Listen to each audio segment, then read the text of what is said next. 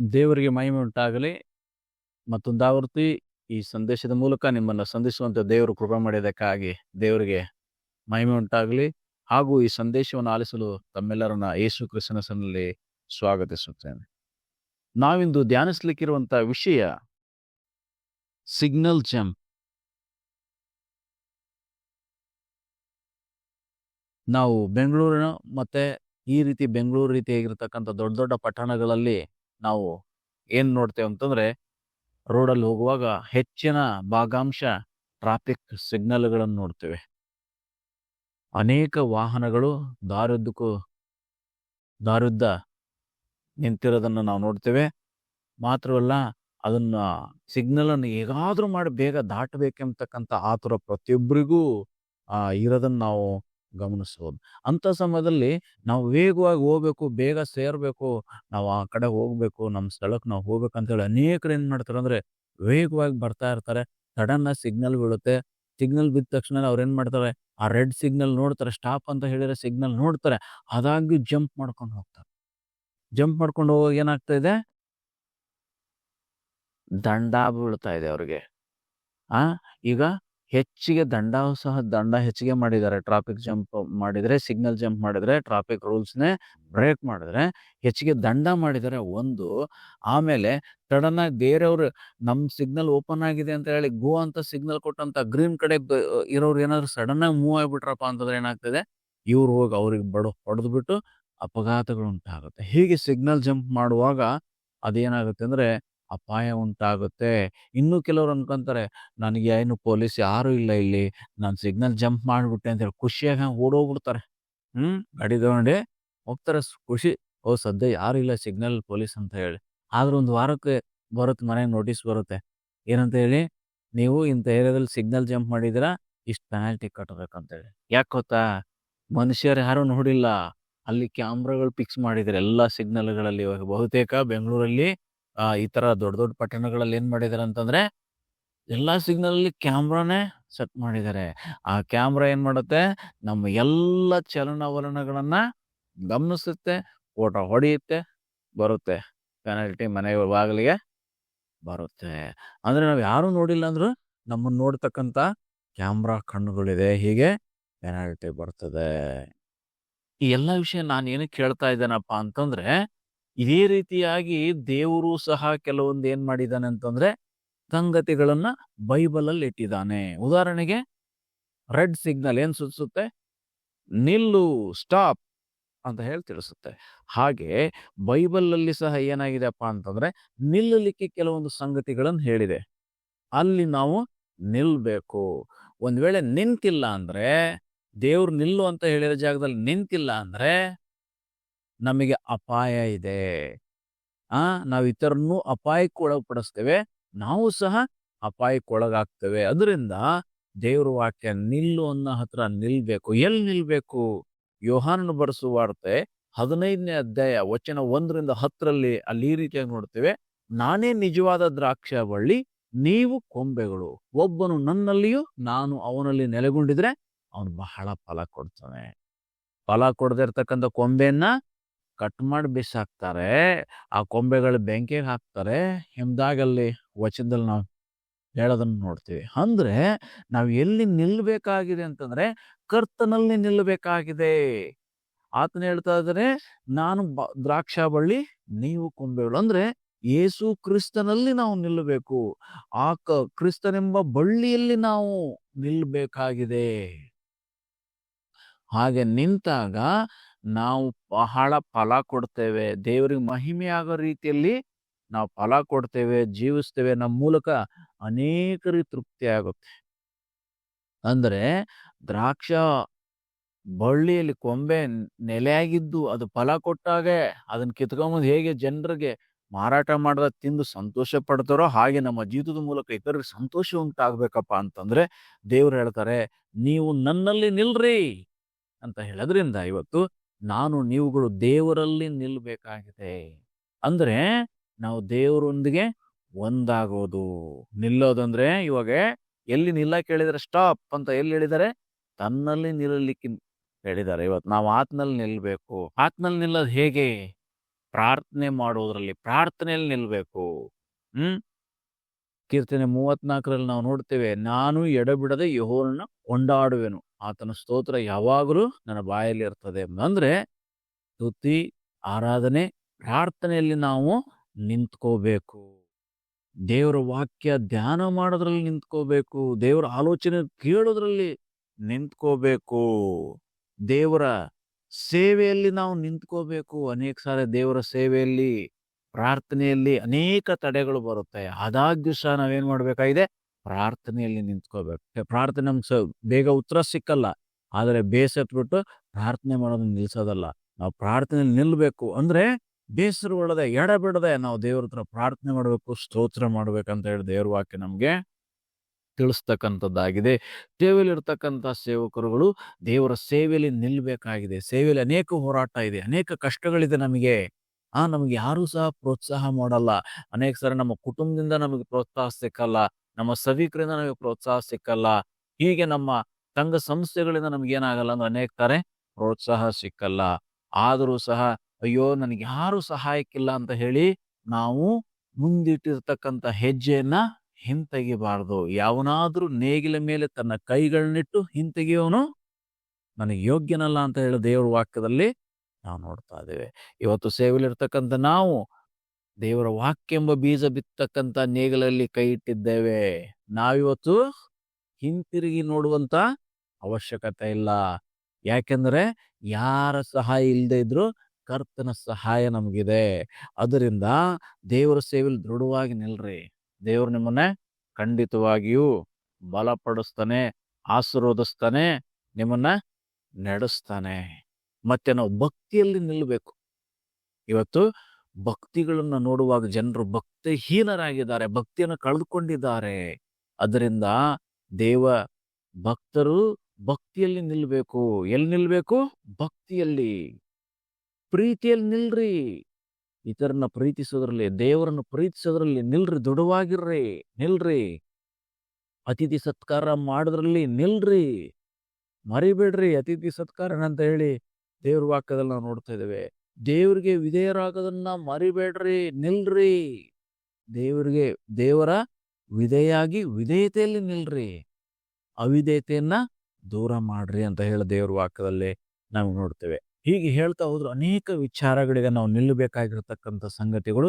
ಆ ವಿಷಯಗಳಲ್ಲಿ ನಿಲ್ಲೋದ್ರ ಮೂಲಕ ನಾವು ದೇವ್ರಿಗೆ ಮಹಿಮೆ ಮಾಡಬೇಕು. ಇದು 1ನೇ ಸಿಗ್ನಲ್. ಸ್ಟಾಪ್. ನಮ್ಮ ಈ ಭೂಲೋಕ ಯಾತ್ರೆಯಲ್ಲಿ ನಾವು ಹೋಗ್ತಾ ಇದ್ದೇವೆ.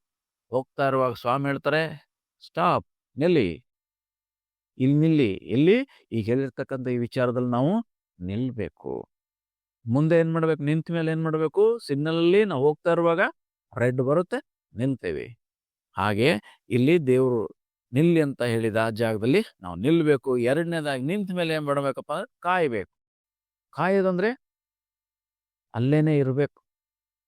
ಅದಕ್ಕೇನೆ ಅಪೊಸ್ತಲ ಕೃತ್ಯ 1ನೇ ಅಧ್ಯಾಯ ವಚನ 4-5 ಅಲ್ಲಿ ಯೇಸು ಸ್ವಾಮಿ ಹೇಳ್ತಕ್ಕಂಥದ್ದು ತನ್ನ ಶಿಷ್ಯರಿಗೆ, ನಾನು ಪರಲೋಕಕ್ಕೆ ಏರಿ ಹೋದ್ಮೇಲೆ ನಿಮಗೆ ಇನ್ನೊಬ್ಬ ಸಹಾಯಕನನ್ನ ಕಳಿಸ್ತೇನೆ. ಆತ ನಿಮಗೆ ಸಹಾಯಕನಾಗಿರ್ತಾನೆ. ಆತನು ಬರುವ ತನಕ ನೀವೇನ್ ಮಾಡ್ರಿ?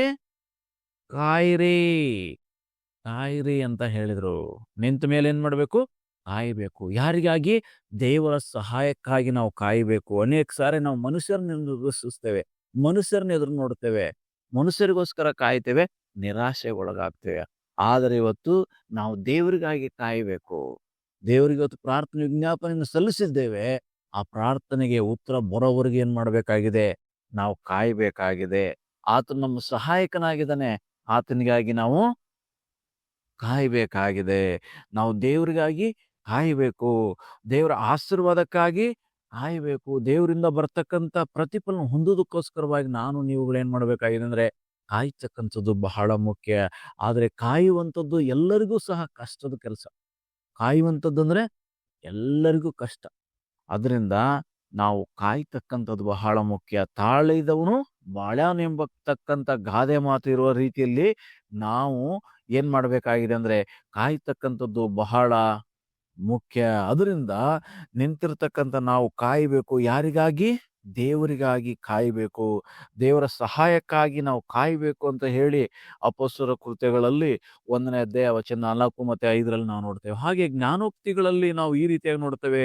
3ನೇ ಅಧ್ಯಾಯ 26ನೇ ವಚನದಲ್ಲಿ ಈ ರೀತಿಯಾಗಿದೆ, ಯೆಹೋವನು ನಿನ್ನ ಭರವಸಕ್ಕೆ ಆಧಾರನಾಗಿದ್ದು ನಿನ್ನ ಕಾಲು ಪಾಶಕ್ಕೆ ಸಿಕ್ಕದಂತೆ ನಿನ್ನನ್ನ ಕಾಪಾಡುವನು ಎಂಬುದಾಗಿ. ಅಂದರೆ ಯೆಹೋವನು ನಮ್ಮ ಭರವಸಕ್ಕೆ ಆಧಾರನಾಗಿರೋದ್ರಿಂದ, ನಮ್ಮ ಕಾಲು ಪಾಶಕ್ಕೆ ತಿಕ್ಕದಂತೆ ನಮ್ಮನ್ನ ಕಾಪಾಡುವವನಾಗಿದ್ದರಿಂದ ನಾವೇನ್ ಮಾಡಬೇಕಾಗಿದೆ? ಆತನಿಗಾಗಿ ಕಾಯಬೇಕಾಗಿದೆ. ಇನ್ನು 3ನೇದಾಗಿ ಸಿಗ್ನಲ್ ಏನ್ ನೋಡ್ತೇವಪ್ಪ ಅಂತಂದ್ರೆ, ಗ್ರೀನ್ ಸಿಗ್ನಲ್, ಹೋಗು. ಟ್ರಾಫಿಕ್ ಅಲ್ಲಿ ಏನ್ ನೋಡ್ತೀವಿ? ಗ್ರೀನ್ ಸಿಗ್ನಲ್, ಹೋಗು ಅಂತ ಹೇಳಿ ಸೂಚಿಸುತ್ತೆ, ಮುಂದೆ ಹೋಗ್ಲಿಕ್ಕೆ. ಹಾಗೆ ದೇವ್ರ ವಾಕ್ಯದಲ್ಲಿ ಸಹ ನಮ್ಗೆ ಏನ್ ಹೇಳುತ್ತಪ್ಪ ಅಂತಂದ್ರೆ, ಹೋಗ್ಲಿಕ್ಕೆ ಹೇಳ್ತಾ ಇದೆ. ಎಲ್ಲಿಗೆ ಹೋಗ್ಲಿಕ್ಕೆ ಹೇಳ್ತಾ ಇದೆ? ಮತ್ತಾಯನ ಬರೆಸುವ ವಾರ್ತೆ 28ನೇ ಅಧ್ಯಾಯದ 19ನೇ ವಚನದಲ್ಲಿ ಈ ರೀತಿ ಹೇಳುತ್ತೆ, ಹೊರಟು ಹೋಗ್ರಿ, ಲೋಕದ ಕಟ್ಟ ಕಡೆಯವರೆಗೆ ಸುವಾರ್ತೆ ಸಾರರಿ. ಎಲ್ಲಾ ಜನರನ್ನ ನನ್ನ ಶಿಷ್ಯರನ್ನಾಗಿ ಮಾಡ್ರಿ ಎಂಬುದಾಗಿ ಯೇಸು ಪ್ರಭು ಆಜ್ಞೆ ಕೊಡೋದನ್ನ ನಾವು ನೋಡ್ತೇವೆ. ಇವತ್ತು ಆತನ ಹಿಂಬಾಲಕರಾಗಿರ್ತಕ್ಕಂಥ ನಾವು, ಆತನ ಶಿಷ್ಯರಾಗಿರ್ತಕ್ಕಂಥ ನಾನು, ನೀವುಗಳು ಏನ್ ಮಾಡಬೇಕಾಗಿದೆ? ದೇವರ ಸೇವೆಗಾಗಿ ಹೋಗಬೇಕಾಗಿದೆ, ದೇವರು ಕಳಿಸ್ತಲ್ಲಿಗೆ ಹೋಗಬೇಕಾಗಿದೆ. ಹೋಗಿ ಯಾವುದಕ್ಕಾಗಿ? ಹಣ ಸಂಪಾದನೆಗಲ್ಲ, ನಾವು ಸ್ಥಾನಗಳನ್ನು ಪಡ್ಕೊಳ್ಳಕ್ಕಲ್ಲ, ನಾವು ಉತ್ತಮವಾದ ಸ್ಥಿತಿಗೆ ಹೋಗ್ಲಿಕ್ಕಲ್ಲ, ಬದಲಾಗಿ ದೇವರಿಗಾಗಿ, ದೇವ್ರ ಮಹಿಮೆಗಾಗಿ ನಾವು ಹೋಗ್ಬೇಕಂತ ಹೇಳಿ ದೇವ್ರ ವಾಕ್ಯದಲ್ಲಿ ನಾವು ನೋಡ್ತೇವೆ. ಒಟ್ಟು ಹೋಗ್ರಿ, ಎಲ್ಲಾ ಕಡೆಗೆ ಸುವಾರ್ತೆ ಸಾರ್ರಿ, ನನ್ಗೆ ಎಲ್ಲಾ ಜನರನ್ನ ಶಿಷ್ಯರನ್ನಾಗಿ ಮಾಡ್ರಿ ಎಂಬಾಗಿ. ಇವತ್ತು ಅನೇಕರು ಆತನ ಶಿಷ್ಯರಾಗಲಿಲ್ಲ, ಅಂತ ಶಿಷ್ಯರಾಗದೇ ಇರ್ತಕ್ಕಂಥವ್ರ ಬಳಿಗೆ ಹೋಗಿ ನಾವು ಶಿಷ್ಯರನ್ನಾಗಿ ಮಾಡೋದಕ್ಕೋಸ್ಕರ ಹೋಗ್ಬೇಕಾಗಿದೆ. ಆತನ ನಾಮವನ್ನು ಸರ್ವ ಜನರಿಗೆ ಪ್ರಕಟಿಸ್ಲಿಕ್ಕೆ ನಾವು ಹೋಗ್ಬೇಕಾಗಿದೆ. ನಾವು ಈ ಚಾನಲ್ ಮೂಲಕ ಏನಕ್ಕೆ ಬಂದಿದ್ದೇವೆ ಅಂದ್ರೆ, ಕರ್ತನ ಆಜ್ಞೆ ಹೋಗ್ಲಿಕ್ಕೆ. ಏನ್ ಹೋಗ್ಲಿಕ್ಕೆ? ಜನರಿಗೆ ಸುವಾರ್ತೆನ ಹೇಳಲಿಕ್ಕೆ ಹೋಗ್ಲಿಕ್ಕೆ ದೇವ್ರು ನಮ್ಗೆ ಅಪ್ಪಣೆ ಕೊಟ್ಟಿದ್ದಾನೆ. ಅದರಿಂದಲೇ ಇವತ್ತು ನಾವು ಈ ಒಂದು ವಿಡಿಯೋನ ಮಾಡ್ತಾ ಇರ್ತಕ್ಕಂಥದ್ದು, ಈ ಯೂಟ್ಯೂಬ್ ಚಾನೆಲ್ನ ಆರಂಭಿಸಿರ್ತಕ್ಕಂಥದ್ದು. ಕಾರಣ, ಜನರನ್ನ ಹೇಗಾದ್ರೂ ಮಾಡಿ ನಾವು ಸಂಧಿಸ್ಬೇಕಂತ ಹೇಳಿ. ಇವತ್ತು ಜನರು ಎಲ್ಲಿ ಸಿಗ್ತಾರೆ ಎಂಬುದಾಗಿ ನಾನು ಆಲೋಚಿಸ್ತಾ ಇರುವಾಗ, ಪ್ರಾರ್ಥನೆ ಮಾಡ್ತಾ ಇರುವಾಗ ನನಗೆ ಪ್ರೇರಣೆ ಆಗಿರ್ತಕ್ಕಂಥದ್ದು, ಈ ರೀತಿಯಾಗಿ ನಾವು ಯೂಟ್ಯೂಬ್ ಮೂಲಕವಾಗಿಯೂ ಸಹ ಜನರನ್ನ ಸಂಧಿಸ್ಬಹುದು ಅಂತ ಹೇಳಿ. ಅದರಿಂದ ಇವತ್ತು ನಾವು ನಿಮ್ಮನ್ನು ಸಂಧಿಸ್ತಾ ಇದ್ದೇವೆ, ನೀವು ನಮ್ಮ ಸ್ವರ ಕೇಳಿಸ್ಕೊಂತಾ ಇದ್ದೀರಿ ಅಂತಂದ್ರೆ ಇದು ಕರ್ತನ ಕೆಲಸ. ನಮ್ಮಲ್ಲಿ ಈ ಪ್ರೇರಣೆ ಮಾಡಿರ್ತಕ್ಕಂಥದ್ದು ದೇವರು ಏನಕ್ಕೆ? ಆತನ ಸುವಾರ್ತೆನ ಸಾರಲಿಕ್ಕೆ. ಈಗ ಈ ಮಾರ್ಗದಲ್ಲಿ ನಾವೇನ್ ಮಾಡ್ತಾ ಇದ್ದೇವೆ? ಬಂದಿದ್ದೇವೆ, ನಿಮ್ ಬಳಿಗೆ ತಲುಪಿದ್ದೇವೆ. ಇವತ್ತು ನಾವು ದೇವರ ಸುವಾರ್ತೆ ಅಂತಂದು, ದೇವ್ರಿಗೋಸ್ಕರ ನಿಲ್ರಿ, ದೇವ್ರಿಗೋಸ್ಕರ ಕಾಯಿರಿ, ದೇವ್ರಿಗೋಸ್ಕರ ಹೋಗ್ರಿ ಅಂತಕ್ಕಂಥ ಸಂದೇಶವನ್ನ ಇವತ್ತು ನಿಮಗೆ ತಂದಿದ್ದೇವೆ. ಇವತ್ತು ನೀವು ಶಿಷ್ಯರಾಗಿದ್ದೀರಿ. ಶಿಷ್ಯರಾಗದೇ ಇರೋರು ನೀವು ದೇವ್ರ ಬಳಿ ಬಂದ್ರಿ, ಆತನನ್ನು ತಿಳ್ಕೊಳ್ರಿ, ಆತನ ಶಿಷ್ಯರಾಗ್ರಿ ಎಂಬತಕ್ಕಂಥದ್ದು ಈ ಸಂದೇಶದಿಂದ ಕರೆಯಾಗಿದೆ. ಅದರಿಂದ ನಮಗೆ ದೇವ್ರು ಏನಕ್ಕೆ ಹೋಗ್ಲಿಕ್ಕೆ ಹೇಳಿದಾನೆ? ದೇವರ ಸೇವೆಗಾಗಿ ಜನರನ್ನೇ, ಎಲ್ಲಾ ಜನರನ್ನೇ ಆತನ ಶಿಷ್ಯರಾಗಿ ಮಾಡೋದಕ್ಕೋಸ್ಕರವಾಗಿ ಹೋಗ್ಬೇಕಂತ ಹೇಳ್ತಾ ಇದೆ. ದೇವರ ಆರಾಧನೆಗೆ ಹೋಗ್ರಿ. ಎಷ್ಟೋ ಜನರು ಆರಾಧನೆಗೆ ಹೋಗೋದನ್ನು ಬಿಟ್ಟುಬಿಟ್ಟಿದ್ದಾರೆ. ಎಷ್ಟೋ ಜನರು ಪ್ರಾರ್ಥನೆ ಕೂಟಗಳಿಗೆ ಹೋಗೋದನ್ನು ಬಿಟ್ಟುಬಿಟ್ಟಿದ್ದಾರೆ. ಕಾರಣ, ಅವರಿಗೆ ಈ ಲೋಕದ ಬದುಕು, ಬಾಳಿನ ಡಂಬದಲ್ಲಿ ಮುಳುಗಿಬಿಟ್ಟಿದ್ದಾರೆ, ಮಲಿನತೆಯಲ್ಲಿ ಮುಳುಗಿದ್ದಾರೆ. ಈ ಲೋಕದಲ್ಲೇ ಅವರು, ಲೋಕದ ಕಾರ್ಯಗಳಲ್ಲೇ, ಹಾಗೆ ಗಾಡಿಗಳು ಹೇಗೆ ರೋಡಲ್ಲಿ ವೇಗವಾಗಿ ಹೋಗ್ತಾ ಇದ್ದೋ ಹಾಗೆ ಹೋಗ್ತಾ ಇದ್ದಾರೆ. ಈ ಲೋಕದ ಆಸೆ ಇಚ್ಛೆಗಳನ್ನ ಇಟ್ಕೊಂಡು, ಗುರಿಗಳನ್ನ ಇಟ್ಕೊಂಡು ಹೋಗ್ತಾನೆ ಇದ್ದಾರೆ. ಹೀಗೆ ಸ್ಪೀಡಾಗಿ ದೇವ್ರು ನಿಲ್ಲು ಅಂತ ಹೇಳಿರೋ ಕಡೆ ನಿಲ್ದೇನೆ, ದೇವ್ರು ಕಾಯಿ ಅಂತ ಹೇಳಿರೋ ಕಡೆ ಕಾಯ್ದೇನೆ, ದೇವ್ರು ಹೋಗು ಅಂತ ಹೇಳಿರೋ ಕಡೆ ಹೋಗ್ದೇನೆ, ಇವರು ಸ್ವೇಚ್ಛಾಚಾರಿಗಳು ಹೋಗ್ತಾ ಇದ್ದಾರೆ, ಸ್ಪೀಡಾಗಿ ಹೋಗ್ತಾ ಇದ್ದಾರೆ. ಇವ್ರಿಗೆ ಅಪಾಯ ಕಟ್ಟಿಟ್ಟ ಬುತ್ತಿ, ಇವ್ರಿಗೆ ಅಪಾಯ ಕಾದಿದೆ. ಇವರಿಗೆ ಬಹಳ ದೊಡ್ಡ ದಂಡ ವಿಧಿಸಲಾಗುತ್ತೆ. ಈ ಲೋಕದಲ್ಲಿ ಟ್ರಾಫಿಕ್ ಜಂಪ್ ಮಾಡಿದ್ರೆ ದಂಡ ಚಿಕ್ಕದು, ಹಣ ಕಟ್ತೀವಿ ನಾವು ಅಷ್ಟೇನೆ. ಆದ್ರೆ ನಾವು ದೇವರು ಹೇಳಿರ್ತಕ್ಕಂಥ ಈ ಕಟ್ಟಳೆಗಳನ್ನ ನಾವು ಮೀರಿ ನಡೆದ್ರೆ ಏನಾಗ್ತದೆ? ನಮ್ಮ ರಕ್ಷಣೆ ನಾವು ಕಳ್ಕೊಂತೇವೆ. ಅದಕ್ಕೆ ನಿಂತಿದ್ದೇನೆ ಅಂತ ಹೇಳ್ತಕ್ಕಂಥವನು ಬೀಳದೆ ಎಚ್ಚರವಾಗಿರು ಅಂತ ಹೇಳಿ ದೇವ್ರ ವಾಕ್ಯದಲ್ಲಿ ತಿಳಿಸ್ತಾ ಇದೆ. ಅಂದ್ರೆ ನೀನ್ ಯಾವಾಗ ಬೀಳ್ತೇವೆ ಗೊತ್ತಿಲ್ಲ, ಎಚ್ಚರಿಕೆಯಿಂದ ಇರು ಎಂಬುದಾಗಿ. ಅದರಿಂದ ನಾವು ರಕ್ಷಣೆಯನ್ನು ಕಳ್ಕೋಬಾರ್ದು. ನಾವು ಪಡ್ಕೊಂಡಿರ್ತಕ್ಕಂಥ ನಂಬಿಕೆಯ ರಕ್ಷಣೆಯನ್ನು ಕಳ್ಕೋಬಾರ್ದಪ್ಪ ಅಂತಂದ್ರೆ ದೇವರ ಮಾತುಗಳಿಗೆ ನಾವು ಒಳಗಾಗಬೇಕು. ಅಂದ್ರೆ ನಿಲ್ಲೊಂದಲ್ಲಿ ನಿಲ್ಬೇಕು, ಕಾಯಂದಲ್ಲಿ ಕಾಯ್ಬೇಕು, ಹೋಗಂದಲ್ಲಿ ಹೋಗ್ಬೇಕು. ಅವಾಗ ಮಾತ್ರ ನಾವು ದಂಡದಿಂದ ತಪ್ಪಿಸ್ಕೊಳ್ಳಿಕ್ಕೆ ಸಾಧ್ಯತೆ. ಇಲ್ಲ ಅಂತಂದ್ರೆ ನಾವು ರಕ್ಷಣೆಯನ್ನು ಕಳ್ಕೊಂತೇವೆ. ದೇವರ ರಾಜ್ಯಕ್ಕೆ ಸೇರಬೇಕಾದಂತ ಬಾಧ್ಯತೆಯನ್ನು ಕಳ್ಕೊಳ್ತೇವೆ. ದೇವರಿಂದ ನಾವು ದೂರ ಆಗ್ತೇವೆ. ನಿತ್ಯ ನಾಶನಕ್ಕೆ ನಾವು ಗುರಿ ಆಗ್ತೇವೆ ಎಂಬುದಾಗಿ ದೇವರ ವಾಕ್ಯದಲ್ಲಿ ನಾವು ನೋಡ್ತಾ ಇದ್ದೇವೆ. ಅದರಿಂದ ನಾವು ಸ್ವೇಚ್ಛಾಚಾರಿಗಳಾಗಿ ಮನಸ್ಸು ಬಂದ ಹಾಗೆ ನಾವು ಜೀವಿಸಿದ್ರೆ ಏನಾಗ್ತದೆ ಅಂತಂದ್ರೆ ನಮಗೆ ದಂಡ. ಸ್ವೇಚ್ಛಾಚಾರಿಗಳಾಗಿ ರೋಡಲ್ಲಿ ಹೋದ್ರೆ ಟ್ರಾಫಿಕ್ ಪೊಲೀಸರಿಂದ ದಂಡ ಸಿಕ್ಕುತ್ತೆ. ಆತ್ಮಿಕವಾಗಿ ನಾವು ಸ್ವೇಚ್ಛಾಚಾರಿಗಳಾಗಿ ಜೀವಿಸಿದ್ರೆ, ಮನಸ್ಸಿಗೆ ಬಂದಂಗೆ ಜೀವಿಸಿದ್ರೆ ನಾವೇನ್ ಮಾಡ್ತೇವೆ ಅಂದ್ರೆ ನಿತ್ಯ ನಾಶನಕ್ಕೆ ಹೋಗ್ತೇವೆ. ಅದಕ್ಕೇನೆ ಪ್ರಕಟಣೆಗಳು 21ನೇ ಅಧ್ಯಾಯ ವಚನ 8ರಲ್ಲಿ ಈ ರೀತಿಯಾಗಿ ಹೇಳ್ತಾ ಇದೆ. ಆದರೆ ಹೇಡಿಗಳು, ನಂಬಿಕೆ ಇಲ್ಲದವರು, ಅಸಹ್ಯವಾದದಲ್ಲಿ ಸೇರಿದವರು, ಕೊಲೆಗಾರರು, ಜಾರರು, ಮಾಟಗಾರರು, ವಿಗ್ರಹಾರಾಧಕಾರರು, ಎಲ್ಲಾ ಸುಳ್ಳುಗಾರರು, ಇವರಿಗೆ ಸಿಕ್ಕುವ ಪಾಲು ಬೆಂಕಿ ಗಂಧಕಗಳು ಉರಿಯುವ ಕೆರೆಯೇ, ಅದು 2ನೆಯ ಮರಣವು ಎಂದು ನನಗೆ ಹೇಳಿದನು ಎಂಬುದಾಗಿ ಇಲ್ಲಿ ದೇವರ ವಾಕ್ಯದಲ್ಲಿ ನಾವು ನೋಡ್ತಾ ಇದ್ದೇವೆ. ದಂಡದ ಕುರಿತಾಗಿ ಯಾರು ದೇವ್ರು ನಿಲ್ಲಂತ ಹೇಳಿರೋ ಕಡೆ ನಿಲ್ಲಲ್ವೋ, ಕಾಯಿ ಅಂತ ಹೇಳಿರೋ ಕಡೆ ಕಾಯಲ್ವೋ, ಹೋಗು ಅಂತ ಹೇಳಿರೋ ಜಾಗಕ್ಕೆ ಹೋಗಲ್ವೋ, ಅವ್ರಿಗೇನಾಗ್ತದೆ ಅಂದ್ರೆ ಶಿಕ್ಷೆ ಸಿಗ್ತದೆ. ಏನ್ ಶಿಕ್ಷೆ? ಅದು 2ನೇ ಮರಣ. ಸ್ವೇಚ್ಛಾಚಾರಿಗಳಾಗಿ ಮನಸ್ಸು ಬಂದಾಗೆ ಇಲ್ಲಿ ತಿಳಿಸಿ ಅನೇಕ ವಿಚಾರಗಳಲ್ಲಿ ತಿಳಿಸಿದೆ. ಇವುಗಳನ್ನು ಮಾಡ್ತಾ ನಾವು ಮುಂದೆ ಈ ಲೋಕದಲ್ಲೇ ಮುಳುಗಿ ಹೋದ್ರೆ, ಈ ಲೋಕದ ಅವಸರದಲ್ಲೇ ನಾವು ಹೋದ್ರೆ ನಮಗೆ ನಿತ್ಯ ನಾಶನ, 2ನೇ ಮರಣ, ಉರಿ ಬೆಂಕಿ ಗಂಧಕಳುರಿಯ ಕೆರೆ. ಅದರಿಂದ ಈ ಅಪಾಯದಿಂದ ತಪ್ಪಿಸ್ಕೋಬೇಕು, ಈ ದಂಡನೆಯಿಂದ ತಪ್ಪಿಸ್ಕೋಬೇಕಂತಂದ್ರೆ ನಾವು ದೇವ್ರ ಸ್ವರಕ್ಕೆ ಕಿವಿಗೊಡಬೇಕು. ಸ್ವಾಮಿ ನನಗೆ ಎಲ್ಲಿ ನಿಲ್ಲಕ್ಕೆ ಹೇಳಿದಾನೆ ಇವತ್ತು ಅಲ್ಲಿ ನಿಲ್ಬೇಕು, ಎಲ್ಲಿ ಕಾಯ್ಲಿಕ್ಕೆ ಹೇಳಿದಾನ ಅಲ್ಲಿ ಕಾಯ್ಬೇಕು, ಎಲ್ಲಿ ಹೋಗ್ಲಿಕ್ಕೆ ಹೇಳಿದಾನ ಅಲ್ಲಿ ಹೋಗ್ಬೇಕು. ಹಾಗೆ ಹೋಗುವಾಗ ದೇವ್ರು ಏನ್ ಮಾಡ್ತಾನಂತಂದ್ರೆ ನಮ್ಮ ಜೊತೆಗಿರ್ತಾನೆ, ನಮ್ಮನ್ನು ಬಲಪಡಿಸ್ತಾನೆ, ನಮ್ಮನ್ನ ನಡೆಸ್ತಾನೆ. ಅದರಿಂದ ದೇವ್ರ ವಾಕ್ಯಕ್ಕೆ ಒಳಗಾಗೋಣ. ಆ ಮೂಲಕವಾಗಿ ಬರುವಂತ ಎಲ್ಲ ವಿಧವಾದ ಆಶೀರ್ವಾದಗಳನ್ನ ಹೊಂದಿಕೊಳ್ಳೋದ್ರ ಮೂಲಕ ದೇವರ ನಾಮವನ್ನು ಮಹಿಮೆ ಮಾಡೋಣ. ದೇವರ ವಾಕ್ಯದ ಮೂಲಕವಾಗಿ ಒಬ್ಬೊಬ್ಬರನ್ನ ಆಶೀರ್ವಾದ ಮಾಡಲಿ. ಪ್ರಾರ್ಥನೆ ಮಾಡೋಣ. ಯೇಸು ಸ್ವಾಮಿ, ಈ ಸಮಯಕ್ಕಾಗಿ ಸ್ತೋತ್ರ, ನಿನ್ನ ಜೀವಳ ವಾಕ್ಯಕ್ಕಾಗಿ ಸ್ತೋತ್ರ. ನೀವು ಹೇಳಿದಂತೆ ಸ್ವಾಮಿ ನಾವು ಕೇಳುವಂತೆ, ಆ ಮೂಲಕವಾಗಿ ಎಲ್ಲ ವಿಧವಾದ ದಂಡನೆಯಿಂದ ತಪ್ಪಿಸಿಕೊಳ್ಳುವಂತೆ ಕೃಪೆ ಮಾಡು. ನಿನ್ನ ವಾಕ್ಯವನ್ನು ಕೇಳಿಸಿಕೊಂಡಂತೆ ಎಲ್ಲ ಭಕ್ತರನ್ನ ಆಶೀರ್ವಾದ ಮಾಡು. ಈ ಸಂದೇಶವನ್ನು ಹೊಸದಾಗಿ ಆಲಿಸುತ್ತಿರುವಂತವ್ರನ್ನು ಸಹ ಆಶೀರ್ವಾದ ಮಾಡು.